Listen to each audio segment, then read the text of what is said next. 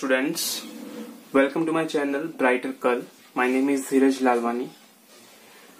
So in the previous lecture हमने ये देखा था उस क्लास में कि एक इलेक्ट्रिक चार्ज क्या चीज होती है, वो कितने टाइप का होता है, और साथ ही साथ हमने पढ़ा था एक इलेक्ट्रॉन के ऊपर 1.6 into 10 to the power minus 19 coulomb और एक प्रोटॉन के ऊपर भी 1.6 into 10 to the power minus 19 coulomb का चार्ज रहता है.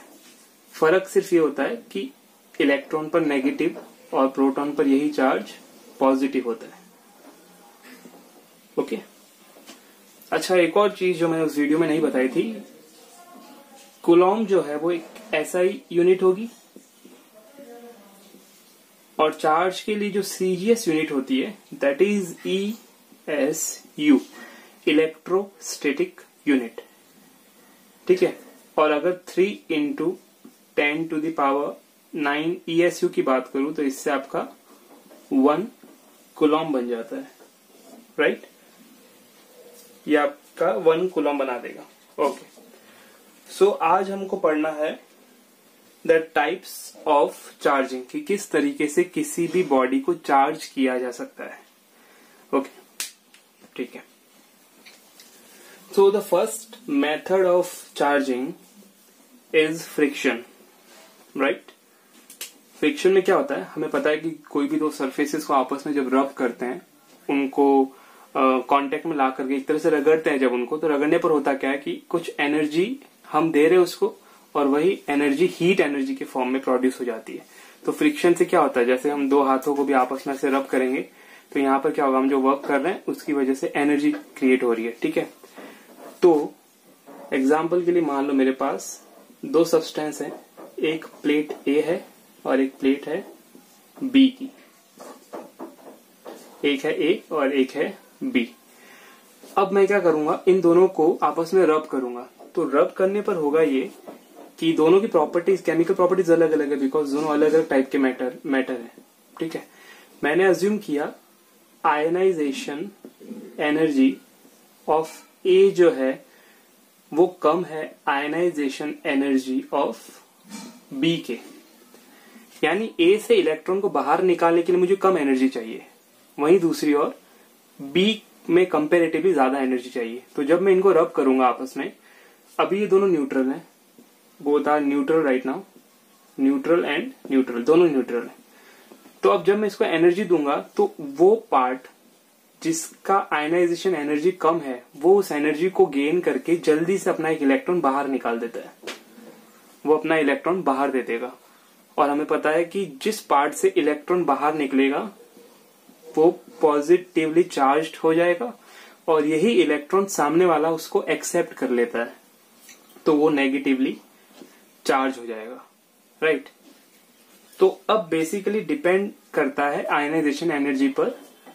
The substance which have less amount of ionization energy it will get positive ion, and the substance having higher amount of ionization energy it will become the negative charged ion, yeah, negatively charged, or we can say it becomes anion. Right. So there is a series I show you on your screen. So here is that series on your screen. The series is called triboelectric series.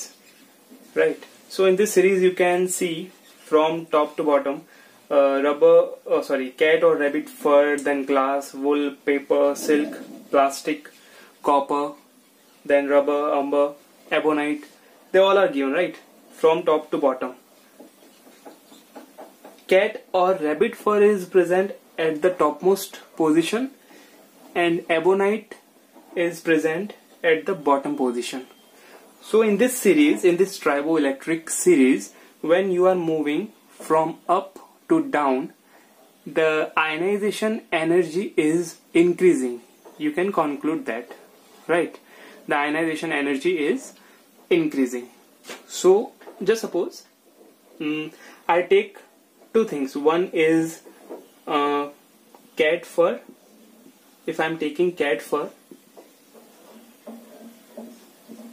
what I need to do is I need to produce the friction. I need to see the phenomena of friction and produce some amount of energy. So at least I must have two things so that I can rub them.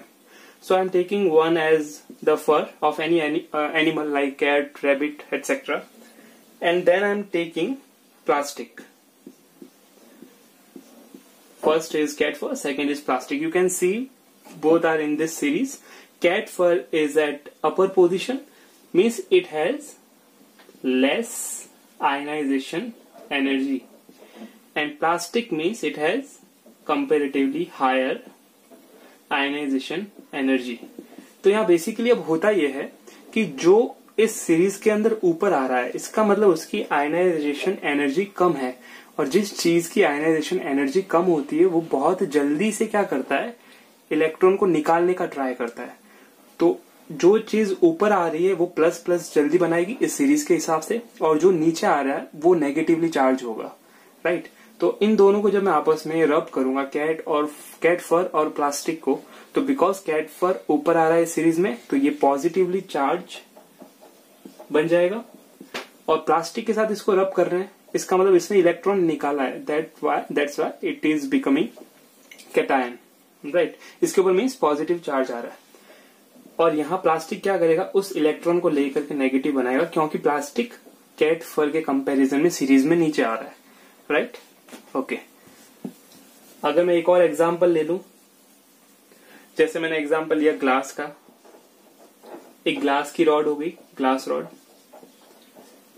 इसको मुझे रब करना है, मान लो let's take ebonite की rod, ebonite rod. अच्छा, वैसे ebonite होता क्या है, तो जो आपका नेचुरल रबर होता है, जो एक नेचुरल रबर है, उस नेचुरल रबर से ही बना हुआ है एक तरह से एबोनाइट। जब हम नेचुरल रबर को वल्केनाइज्ड करते हैं, वल्केनाइजेशन आई थिंक सल्फर से किया जाता है, राइट। तो जब सल्फर की बॉन्डिंग बीच में वो चेन बनाने के लिए जब हम नेचुरल रबर को वल्केनाइज करते हैं, तो उस वल्केनाइज रबर का बहुत हार्डेस्ट फॉर्म जो होता है, बहुत हार्ड फॉर्म, उस रबर को बहुत हार्ड किया जाता है, तो वो एकदम ब्लैक कलर का रॉड टाइप बन जाता है, जिसको एबोनाइट रॉड कहते हैं, राइट। ओके, सो जब मैं इन दो चीजों को आपस में रब करूंगा तो मुझे ये देखना है कि इन दोनों में से पॉजिटिव कौन हो जाएगा, नेगेटिव कौन हो जाएगा। तो मेरा जो ट्राइबो इलेक्ट्रिक सीरीज ये कहता है कि ग्लास रॉड यानी ग्लास जो है वो सीरीज में ऊपर आ रहा है, तो ऊपर वाली चीज हमेशा पॉजिटिव बनने की ट्राई करेगी, यानी ये इजीली इलेक्ट्रॉन को बाहर निकालेगी। और ये इजीली बाहर क्यों निकालेगी, क्योंकि इसका आयनाइजेशन एनर्जी का अमाउंट कम है, और एबोनाइट जो है वो ऑलमोस्ट सबसे नीचे आ रहा है। मींस एबोनाइट को आप भले रबर के साथ रब करो, भले आप प्लास्टिक के साथ करो, सिल्क के साथ करो, पेपर के साथ करो, ये सारी चीजें ऊपर आ रही है एबोनाइट के, तो एबोनाइट को किसी के साथ भी अगर आप घिसोगे, मीन्स रब करोगे, तो एबोनाइट हमेशा नेगेटिव बनेगा। नेगेटिव बनेगा मीन्स इसने एक इलेक्ट्रॉन ले लिया, और इलेक्ट्रॉन किसका लेता है, सामने वाले का। सामने वाला कौन है, अभी ग्लास रॉड। सो इस तरीके से हम कह सकते हैं कि हमने जब फ्रिक्शन किया था, फ्रिक्शन फिनोमिना को लाया, तो पहले ग्लास रॉड और ebonite rod both were neutral, और जब मैंने इन दोनों को रब किया तो एक पॉजिटिव बन गया, एक नेगेटिव बन गया, depending upon the ionization energy of both these matter. ठीक है, तो मोस्टली जो इंपॉर्टेंट चीजें पूछी जाती है रब करने के लिए वो इसी जो आपको सीरीज बताई है मैंने अभी, ट्राइबो इलेक्ट्रिक सीरीज, और इसमें जो जो चीजें आई हुई हैं उसके बेस पे ज्यादातर यही पूछा जाता है। एग्जाम्स में एबोनाइट के बारे में पूछा जाता है, ग्लास हो गया, वुल हो गया। एक और एग्जाम्पल अगर फिर भी मैं ले लूं तो मान लो, अब एक और चीज देखो, मैं अपन दो अलग से एग्जाम्पल लेते हैं। एक तो फर का एग्जाम्पल, किसी भी जानवर की जो ऊपर की छाल होती है उसकी, एक फर को मैं किसके साथ रब करूं, एबोनाइट के साथ। सेकंड केस एक लेता हूं, अभी अपन सिर्फ फ्रिक्शन पढ़ रहे हैं, राइट। सेकंड केस में मैं ले लेता हूं, मुझे सिल्क को रब करना है, मान लो प्लास्टिक के साथ, सिल्क को रब करना है प्लास्टिक के साथ, ठीक है। अब देखो सीरीज में ये सबसे ऊपर आ रहा है, यानी ये बहुत ज्यादा हाईली पॉजिटिव बनने की ट्राई करता है। एबोनाइट बहुत नीचे आ रहा है, यानी ये हाईली नेगेटिव बनने की ट्राई करता है। तो जब दो चीज जिनको आप आपस में रब कर रहे हो, जिनको आप आपस में रगड़ रहे हो, इन दोनों की पोजीशन अगर बहुत दूर दूर है इस सीरीज के हिसाब से, एक चीज बहुत जल्दी पॉजिटिव बनना चाह रही है क्योंकि ये सबसे ऊपर आता है, ebonite is wanting to be negatively charged ion because it comes at the bottom position, right. तो इसकी आयनाइजेशन बहुत कम है, इसकी आयनाइजेशन बहुत ज्यादा है। तो जब ये बहुत ज्यादा गैप पे हैं तो ये जितना जल्दी इलेक्ट्रॉन को निकालने की ट्राई करता है उतना ही जल्दी एबोनाइट इलेक्ट्रॉन को लेने की भी ट्राई करेगा। ये पॉजिटिव बहुत जल्दी बनना चाहता है, मींस ये इलेक्ट्रॉन बहुत जल्दी निकालेगा, और ये नेगेटिव बहुत जल्दी बनना चाहता है, means it will accept the electron as soon as possible. तो इन दोनों को हल्का सा भी रब करोगे तो जल्दी से इनका आयनाइजेशन हो जाएगा, प्लस और माइनस। समझ में आया? बिकॉज इन दोनों के बीच में गैप ज्यादा है सीरीज के अंदर। अब बात करते हैं सेकंड केस, सिल्क और प्लास्टिक। अगर मैं सीरीज को देखूं तो सिल्क स्लाइटली ऊपर आ रहा है और जस्ट उसके बाद में मैंने प्लास्टिक लिख दिया है। यानी दोनों के कंपैरिजन में ये तो मुझे पता चल गया कि सिल्क जो होगा वो प्लास्टिक से जल्दी इलेक्ट्रॉन को निकालेगा, ये प्लस बनाएगा और ये माइनस बनाएगा। लेकिन क्योंकि ये दोनों पास में आ रहा है, इसका मतलब ये हुआ कि सिल्क की आयनाइजेशन एनर्जी है तो कम प्लास्टिक से, लेकिन ज्यादा कम नहीं है। ये दोनों लगभग सेम में आते हैं, सिर्फ थोड़ा सा इसका आयनाइजेशन एनर्जी कम है। तो ये उस इलेक्ट्रॉन को निकालेगा और ये उस इलेक्ट्रॉन को लेगा, तो ये रेट बहुत कम होगी, ये स्पीड बहुत कम होगी। क्यों? क्योंकि दोनों की आयनाइजेशन एनर्जी मैच कर रही है एक तरह से। समझ में आया? तो ये ऊपर वाले केस का बिल्कुल ऑपोजिट है। तो आपको एक चीज ध्यान जो रखनी है वो ये है कि इस ट्राइबो इलेक्ट्रिक सीरीज के अंदर अगर आप दो चीजें जिनको आपस में रब कर रहे हो वो बहुत गैप पे आ रही है तो बहुत जल्दी ये आयनाइजेशन होगा। और दोनों चीजें अगर पास पास की हैं, जैसे सिल्क और प्लास्टिक ले लो, या फिर मैंने कह दिया वुल और पेपर, ये भी जस्ट एक दूसरे के पास में आ रहे हैं, इन दोनों को भी आपस में रब करोगे तो पॉजिटिव और नेगेटिव तो एक होगा। पॉजिटिव कौन होगा? वुल ऊपर आ रहा है तो वुल पॉजिटिव होगा, पेपर नीचे आ रहा है तो पेपर नेगेटिव होगा। This is for sure. But इसके लिए बहुत ज्यादा टाइम लगेगा या बहुत ज्यादा रब करना पड़ेगा। वहीं फर्स्ट केस में बहुत कम रब करोगे तो थोड़ी सी एनर्जी लेकर ये निकालेगा और ये उसको ले लेगा। ये चीज ध्यान रखना, इसमें प्रोसेस फास्ट होगा, इनों में धीरे होगा। Okay, so hope you have understood the friction method of charging. ठीक है, okay. Now the second one comes here is conduction. Conduction basically क्या होता है? जैसे मान लो मेरे पास एक मेटलिक बॉल है जो भी न्यूट्रल है, एक मेटलिक बॉल है जो न्यूट्रल है, यहां पर मैंने एक स्टैंड लगा दिया। ये स्टैंड जो होगा वो इंसुलेटिंग होगा।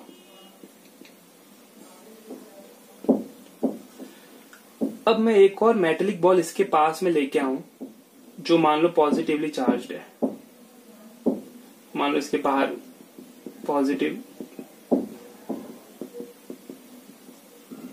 ठीक है।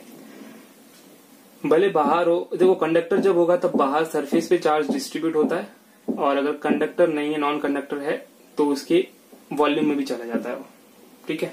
अगर आपने उस नॉन कंडक्टर को चार्ज किया है तो जब मैं इसको इसके टच में रखूंगा, इस पॉजिटिव वाले को इसके टच में रखूंगा, तो इसमें जब ये पूरा कांटेक्ट में आएगा तब ये न्यूट्रल वाला वहां से कुछ यहाँ पर पॉजिटिव चार्जेस ले लेगा, या फिर ये समझ लो यहां से कुछ इलेक्ट्रॉन वहां चले जाएंगे, यहाँ वाले इलेक्ट्रॉन वहां चले जाएंगे, वो न्यूट्रल हो जाएंगे और यहाँ पॉजिटिव बन जाएगा। तो इस तरीके से मैंने इसको क्या कर दिया, पॉजिटिवली चार्ज एक मेटल बना दिया जिसके अंदर मैंने पहले चार्जिंग नहीं थी, अब मैंने चार्जिंग दे दी। तो कंडक्शन बेसिकली क्या हुआ, आप एक इस मैटर के या इस सब्सटेंस के कांटेक्ट में दूसरा चार्ज सब्सटेंस रखा आपने, तो उससे क्या हुआ, ये चार्ज जो ट्रांसफर हो जाएगा। इसके लिए जरूरी है कि इनके बीच में एक फिजिकल कनेक्शन होना चाहिए, ठीक है। There must be a physical connection to transfer the charge. अगर इसी कंडक्शन में दूसरा एक तरीका देखे तो मेरे पास मान लो एक कॉपर का वायर है, ए एंड बी। अभी ये चार्ज नहीं है, राइट, इसके अंदर अभी मैंने चार्जिंग नहीं की है। चार्जिंग करने के लिए बेसिक मेथड क्या होता है, आप एक बैटरी लगा दो। ये मैंने बैटरी लगा दी, V वोल्ट की बैटरी है, इसका ये टर्मिनल यहाँ कनेक्ट कर दो, ये वाला टर्मिनल यहाँ कनेक्ट कर दो, और यहाँ पर अब करंट पास होनी स्टार्ट हो जाएगी, इलेक्ट्रॉन्स यहाँ पास होने स्टार्ट हो जाएंगे। और यहाँ ये जो आपने वायर लिया था ए बी वायर, जो स्टार्टिंग में कंडक्ट नहीं कर रहा था, अभी उसके अंदर चार्ज आ जाएगा और एक कंडक्शन मेथड से मैंने इसको चार्जिंग करवा दिया। So that is the second method, conduction, right.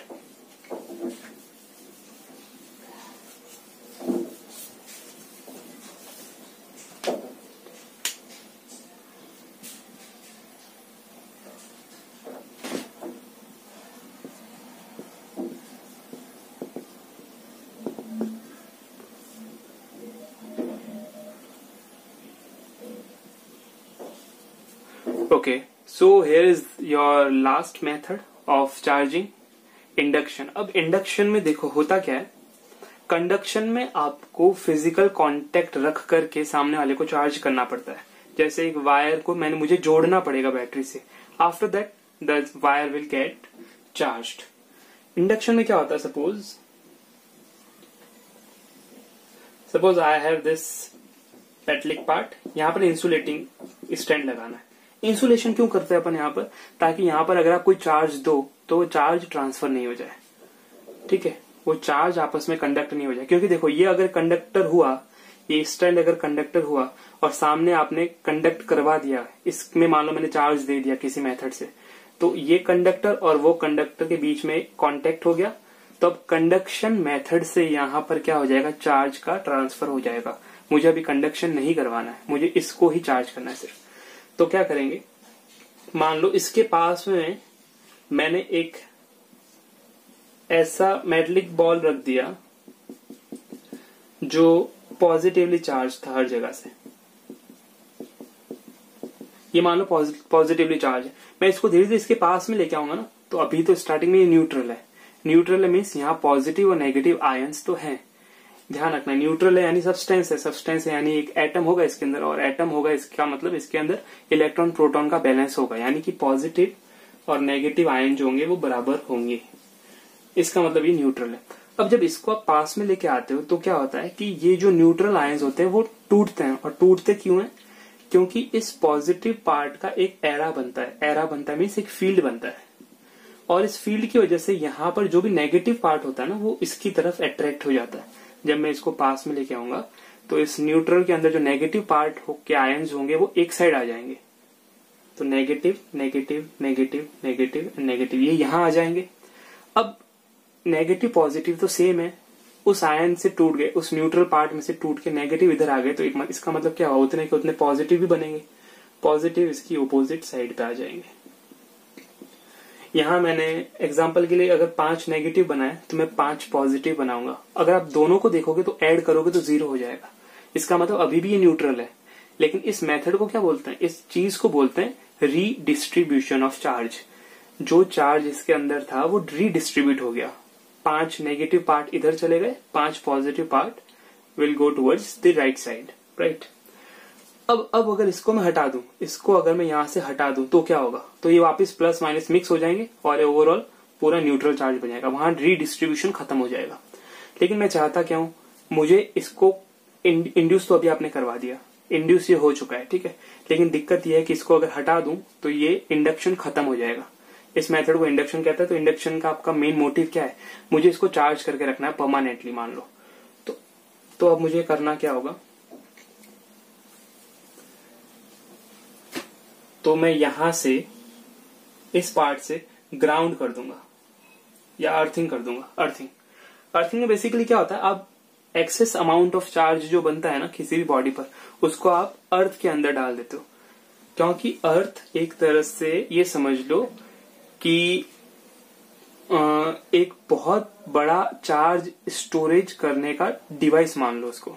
वो हर जगह से कहीं भी एक्सेस चार्ज होता है तो वो अपने अंदर उसको समा लेता है, उसके अंदर चला जाता है, ठीक है। लेकिन उसके लिए अर्थिंग करनी जरूरी होती है।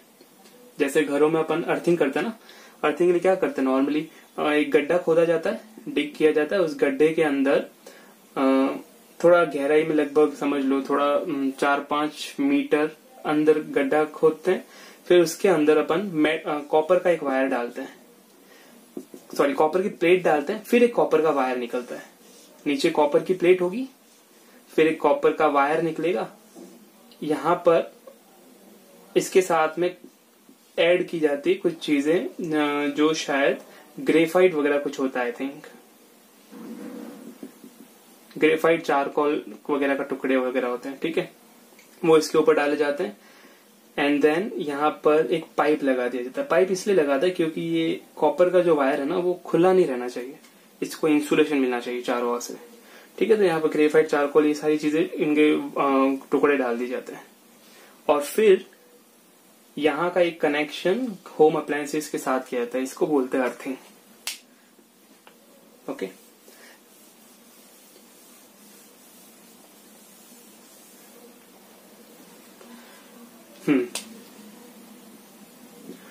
सो अब अगर मैंने यहाँ अर्थिंग कर दी तो अर्थिंग से क्या होगा, ये तो पॉजिटिव आयन है, ये कभी नहीं मूव होते हैं, ये मूव नहीं होंगे, यहां से इलेक्ट्रॉन्स आएंगे और यहां से इलेक्ट्रॉन आ करके इस पार्ट को न्यूट्रल कर देंगे, इस पार्ट को न्यूट्रल कर देंगे इलेक्ट्रॉन। अब जब ये पार्ट न्यूट्रल हो गया तो यानी इसके अंदर अब एक्स्ट्रा चार्ज पड़ा है अभी भी नेगेटिव, तो अगर मैं इसको हटा दूं, अगर मैं इसको हटा भी दूं तो क्या होगा, इसको हटा देने के बाद ये नेगेटिव चार्ज जो है वो चारों तरफ ऐसे फैल जाएगा बराबर बराबर, ठीक है। तो इस तरीके से मैंने कह दिया कि मैंने इस पार्ट को अब परमानेंटली चार्ज कर दिया। ये मेथड था इंडक्शन, कि किसी चार्ज बॉडी को पास में लेके आओ और उसके बनने वाले फील्ड की वजह से यहां चार्ज का रीडिस्ट्रीब्यूशन हो जाता है। क्लियर है? Okay okay. सो अब हम देखेंगे इंडक्शन मेथड के अंदर ही हम देख रहे हैं कि किस तरीके से, पहले हमने देखा कि एक सिंगल स्फेयर को किस तरीके से मैं चार्जिंग दे सकता हूं, right. Now I have two spheres, so we are taking here two spheres.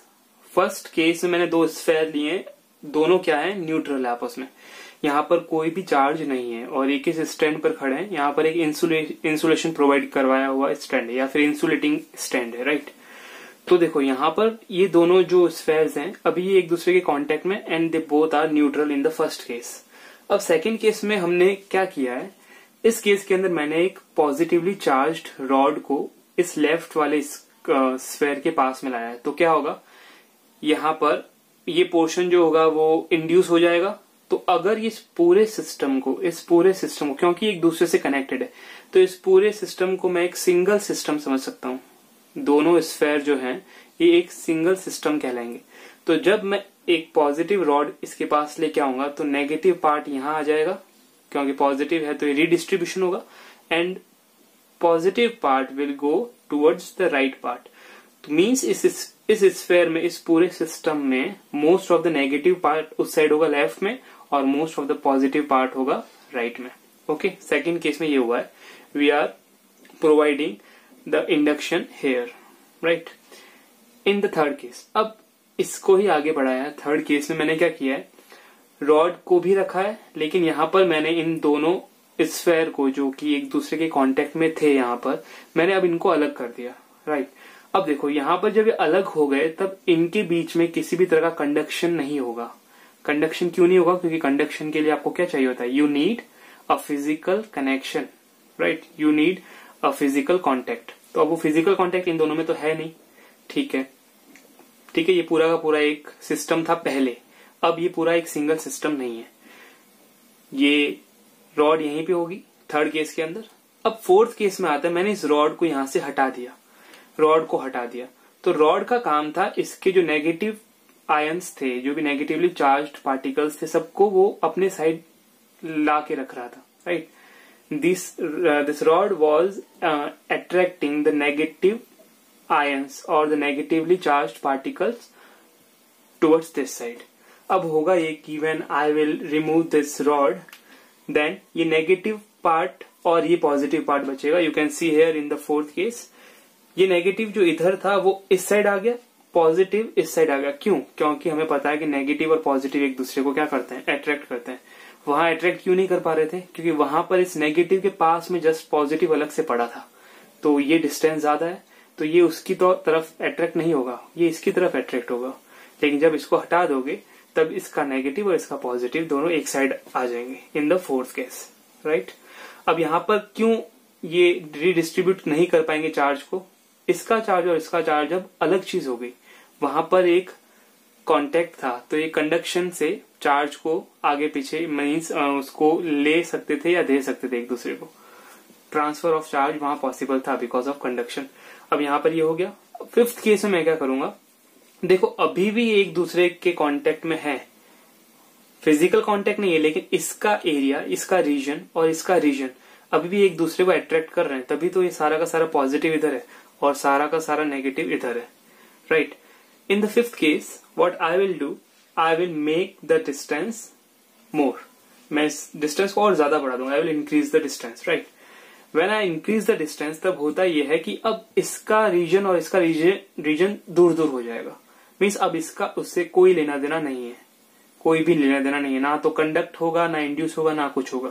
तो ये जो नेगेटिव चार्ज आ गया था वो अब इस स्फीयर के अंदर रह गया और वो रिडिस्ट्रीब्यूट चारों तरफ हो गया। यहाँ पर वन साइडेड था और यहाँ पर जो पॉजिटिव चार्ज था फोर्थ केस में ये वन साइडेड था, अब ये यूनिफॉर्मली बढ़ जाएगा। तो हुआ क्या, हमने स्टार्ट कहाँ किया था, फर्स्ट केस में, जहां ये दोनों स्फीयर एक दूसरे के कांटेक्ट में थे और दोनों न्यूट्रल थे।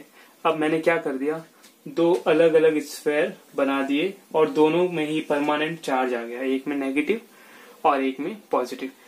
तो इस तरीके से हम चार्जिंग करते हैं दो स्फीयर की by the induction method. Okay, so hope you got everything that I have taught in this video.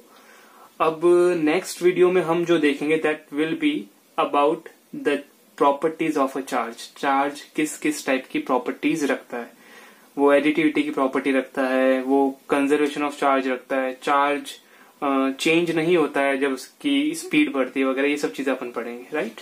And yes one more thing, पिछले वीडियो में जो मैंने एक ड्यूट्रॉन के बारे में बताया था, एक्चुअली मैंने लेट वीडियो देखा, उसके बाद मैं एडिट नहीं कर सका, कोई पार्ट एडिट करना रह गया था, मैं अभी बता देता हूँ। फिर भी जिन्होंने फर्स्ट वीडियो देखा है वहां पर मैंने ड्यूट्रॉन के बारे में बताया था कि ड्यूट्रॉन इज 1h2, इसका न्यूक्लियस होगा, यहाँ एक प्रोटॉन और एक न्यूट्रॉन होता है, एक प्रोटॉन और एक न्यूट्रॉन, और बाहर मैंने दो इलेक्ट्रॉन वहां पर शायद ड्रॉ कर दिए थे। So there will be only one electron, right, क्योंकि ड्यूटेरियम में ये 2 को मैंने रख दिया था, लेकिन 2 तो आपके यहाँ अंदर होगा ना, 1 proton plus 1 neutron, so there will be only 1 electron. Okay, so don't be confused about that. Okay, thank you.